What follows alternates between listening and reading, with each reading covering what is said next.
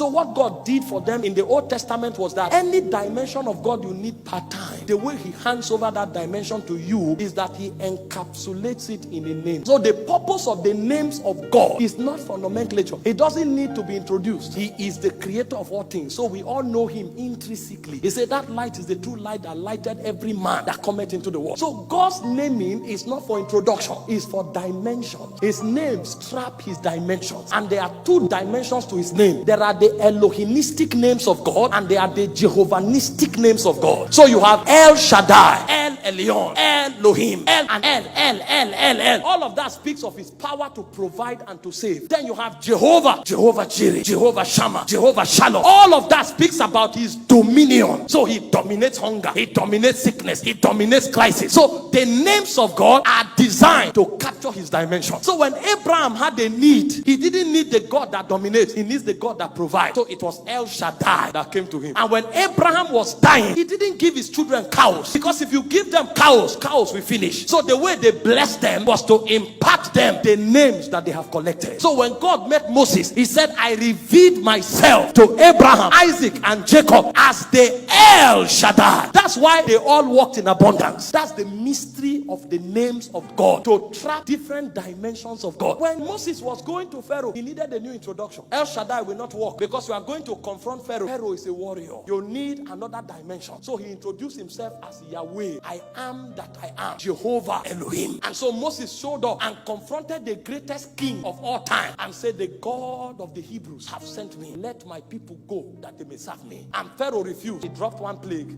He refused. He dropped another plague. The last time Moses showed up, you know what Moses told Pharaoh? You will not see me again. That means it's an honor for you to see me, because he came in the name of the Almighty, the Sabaoth. He came in the name of the warrior, the King of Kings, the Lord of Lords. And Pharaoh thought it was a joke. That night, every firstborn son, both of man or beast, died. And Pharaoh said, go tell him to carry all the Israelites and their cattle and everything out. When they were going, Pharaoh now thought it was a mistake and started running. And Moses went to God, please save us. Shut up. Do you know who you came in? You came in the name of the I am that I am. You are self-sufficient. Pharaoh is too small. In fact, in Exodus 7:1, he said, I have made you a God to Pharaoh. Pharaoh is not your contemporary. Pharaoh is not your enemy. Pharaoh is your servant. And all of that was because of a name, Yahweh Sabaoth. And he told Moses, face the sea, stretch your rod. And Moses stretched his rod. And suddenly, the Bible said, with a blast of his nostrils, he parted the Red Sea, and they saw the water separate, and water stood like ice block, and over 5 million men walked through the water on dry ground. The Israelites thought it was a hurricane. It's not a hurricane, it's Jehovah Sabaoth that was running. When they entered, the water swallowed them. That's the power and the excellency of name. But you see, in the New Testament, we don't need El Shaddai, we don't need Sabaoth, we don't need El Elyon, we don't need El Nisi, we don't need Jireh. You know what God did? He aggregated all his dimensions together and buried them together at one, and he called it Jesus. So when you say Jesus, you call Elohim. When you say Jesus, you call Jireh. When you say Jesus, you call Sabaoth. When you say Jesus, you call Rapha. When you say Jesus, you call Shalom. Somebody shout.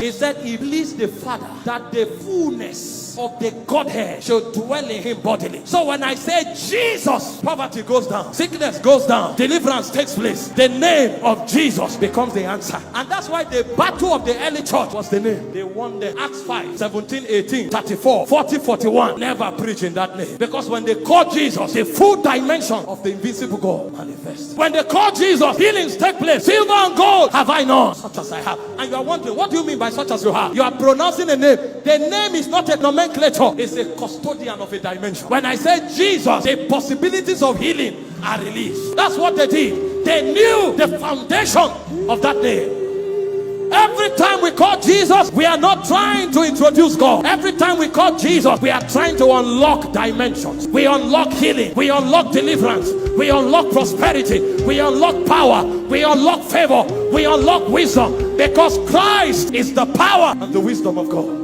Thank you for watching this video. We trust you have been tremendously blessed. To get more messages by Apostle Michael Orokpo, kindly join our Telegram channel by following the link on your screen. Your life will never remain the same. God bless you.